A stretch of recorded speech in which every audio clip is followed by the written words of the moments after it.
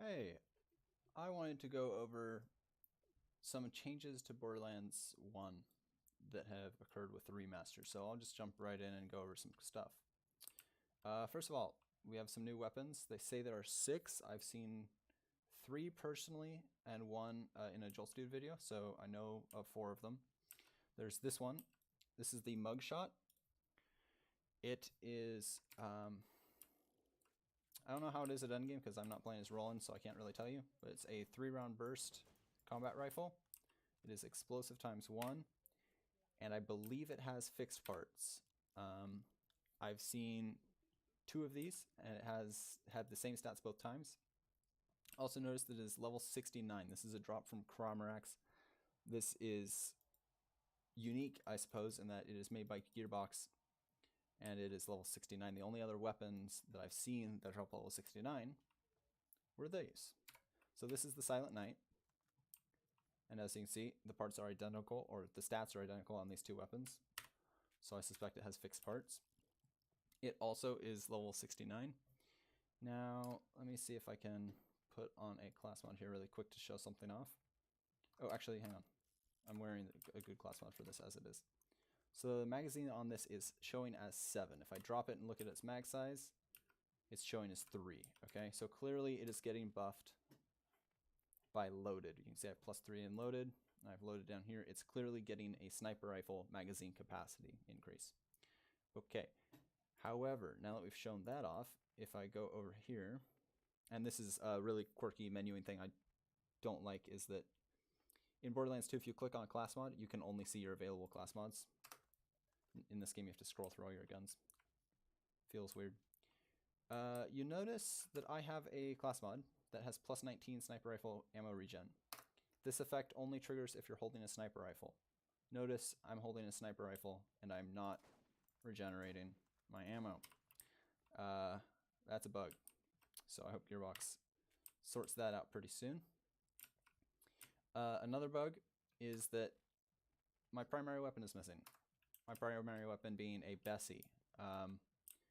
I've heard one report of someone getting a Bessie to transfer between save files. Everyone else says they can't get Bessies to transfer. If we go and we look through here, you'll notice I don't have any Avengers. Avengers 2 have been removed. However, penetrators are now legendary, which is nice. And I don't have a... Crap, what's the one that used to drop? Oh, the Draco. I don't have a Draco to show off, but Dracos are now legendary as well. So that's been fixed. I can show off the fact that the Malawan Plague is still called the Crux. That's really a bummer. I was really hoping they'd fix that. That's just a visual only thing. It doesn't affect the gun, obviously, but it's kind of lame. So back to the mugshot. I don't think it has any unique abilities other than being a pretty solid weapon by the looks of it. That burst is pretty nice. If it does have fixed parts, it's kind of a shame. It's only ×1, and that damage seems really low to me. But I'm not an AR user, so I don't actually know. Well, I mean, yeah, look, my bastard has 537 and has a fire rate that's significantly increased, like 25% increased. Or 20% rather. So that's a bit of a letdown. Back to the Silent Knight. It has 1,000 damage and an 800% critical modifier, and it feels worse than the Bessie. Like a lot, like significantly worse. So I don't know why that is. It shouldn't be that much worse than the Bessie. I don't think I haven't actually run the numbers on that, but 1,000 versus 1,400 and gain an addition. Oh no, because the Bessie has a no. This is probably straight 800 additive. The Bessie has a multiplicative portion. I think the Bessie is better as a result. That's why this feels weaker. Is because the Bessie is multiplying all the other crit buffs on this character. Okay, I just figured out that little mystery. Other than that, they fixed a couple of things I noticed. I don't like the menuing. I think they should have left it where your equipped weapons were on the right and things in your backpack were on the left. a la Borderlands 1. I don't like the glow behind the guns. That just doesn't look right to me. I like the menuing the way it was. I think they should have changed it. The in-game menuing. You no longer have to confirm ammo purchases. Hooray, no longer having to confirm ammo purchases. If you're in your backpack and you scroll to the bottom, I don't like this at all. You jump back to the top. 3, 2, 1, boom, jump back to the top. So if you're trying to check the last weapon in your inventory, you might fucking just roll on past it. And then you're like, oh shit. And I think it should just stop at the bottom and force you to go back to the top. That's how it was in Borderlands 2. That's good enough for me. Borderlands 2 got a lot of stuff right. I do like the locking feature. I can now no longer, if I drop a weapon from my inventory, oops, equip over this weapon. Never mind. That's not what the locking feature does, apparently. What the fuck does the locking feature do? Nothing. The locking feature doesn't do shit. Okay. Never mind, I don't like the locking feature. But there is a trash button and a sell all trash button. Or maybe it means you can't sell locked items. Okay, that's all that does, apparently. It doesn't actually mean you can't equip over it by accident. I wonder if I would be able to switch it out for something on the ground if my backpack were full. I suspect it wouldn't allow it. Not a whole lot to show off with this. The system is largely the same. I am quite sad that there's no way to twink items between characters. I would have thought that they would bring that system from Borderlands 2 into this remaster. Kind of a bummer that they didn't. So if we switch over now to a homegrown save that is born of this game and not a transferred save, you can see one of the other weapons. So this is a change I don't like. So in Borderlands 2, you started the game with loyalty weapons. Pre-sequel as well, you could start the game with loyalty weapons. And they're alright in Borderlands 2, like pretty balanced, alright. Borderlands pre-sequel, they were a little strong. In this game, they're stupid. First of all, a level 1 mugshot on Lilith. It's ridiculous. I can confirm that it absolutely deletes everything you meet for quite a while. And then another new gun, which probably also drops as level 69 and has fixed parts if the other two are a pattern. Your shoelace is untied, plus 500% melee damage. That's dumb. I really, really like this as a endgame weapon. It allows Lilith, it allows Mordecai to have melee playstyles that Mordecai is supposed to be able to have, but doesn't really have. This kind of allows that. 500% is a lot. I hope they fixed the Reaper while they were doing this, but can't be sure. So the Sucker Punch, plus 500% melee damage. Start the game with it, if you're Lilith. Oh my god, it's so broken. I literally, it's so broken. That's all I can say on it. It's a phenomenal idea, and I love it as an endgame weapon. I think it's really balanced and good as an endgame weapon. Early game,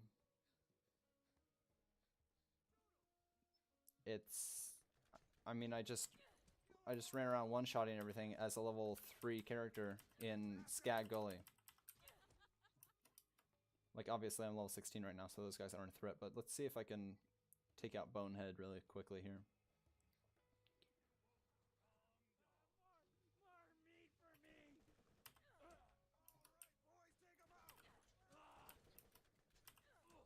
Yeah, it does a lot.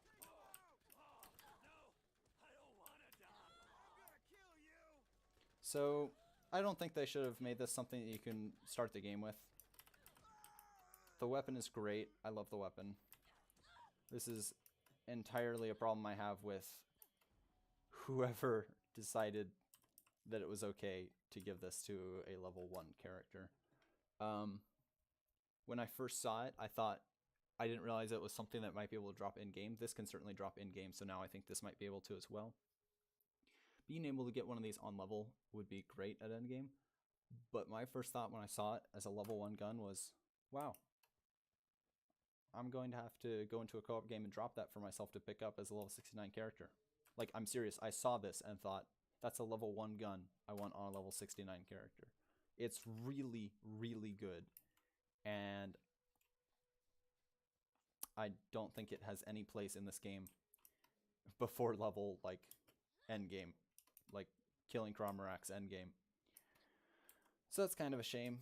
Other than that, I've been loving this. The minimap is great, although I play this game at 144 frames per second, and sometimes it feels as if the minimap is updating at 60 or 30 frames per second instead. Right now, it seems like I can't tell the difference, but there were times in Cromarax's lair I turned around and was looking at the minimap as I did it, and I swear I could see the difference in frame rate between the two, so I'm not sure if that's actually a thing or not. I know the compass was like a 30 FPS compass in the original game, and it seems a little jarring right now as well. So that's interesting, that certain things don't seem like they're running the same way. Also, all cutscenes are still 30 frames per second, don't get your hopes up. The black lines are still in the game, but you disable them the exact same way, thank goodness. What's interesting is that you can't, the main menu has stayed exactly the same. Nothing has changed on the main menu. You still start a game by clicking start game and then select character. I was really hoping for the Borderlands 2 style of select character, then click play. Doesn't matter. Extras, we get shift codes now. There's a chest here in Badlands in Firestone that you can open. I got 75 keys to start with. I don't know if there's a way to get more or less depending on your amount of loyalty. I suspect 75 is the maximum since I have all the games in the franchise, including Tales and stuff, so 75 seems like it's probably the max. But I'm really enjoying this. I think they did a really good job, and I'm very grateful to Gearbox. I would have paid $30 for a remaster of this game. I'm going to play it to death again, all over again. So I'm just grateful. Losing my Bessie, by the way, is a kick in the dick. So I'm not playing Mordecai, I'm not playing Lilith, I'm not playing Roland. Those are all the endgame characters I have that have Bessies and have Avengers and have lost them. I loaded them in, realized they were gone, and just deleted them. The Mordecai is there to show off for this video. It's not worth making any progress on a save file that I know I will delete the instant I get my Bessies back. The only reason I would keep them and keep their progress is if I could twink my Bessie from an imported save back to the real save. But I can't because there's no item twinking that I've come across. So a bit of a bummer on the lack of item twinking. Big bummer on a bug that deletes your best gun. And also interesting that one of the new weapons is glitched with Mordecai's ammo regeneration. And also feels underwhelming, but everything feels underwhelming compared to the Bessie, so that's fair. But yeah, that about wraps it up. I know there's 3. They said they added 6, and I found 3. I know there's 3 more. One of them is a rocket launcher that just does an absolute assload of damage, and I have no idea on the other 2, so I'm excited to keep looking for them and excited to keep playing. But just wanted to put out a video saying my impressions of the remaster, which is that it's about damn time that we got a slightly updated version of this game, and I'm enjoying it. So thank you for watching, and have a good evening.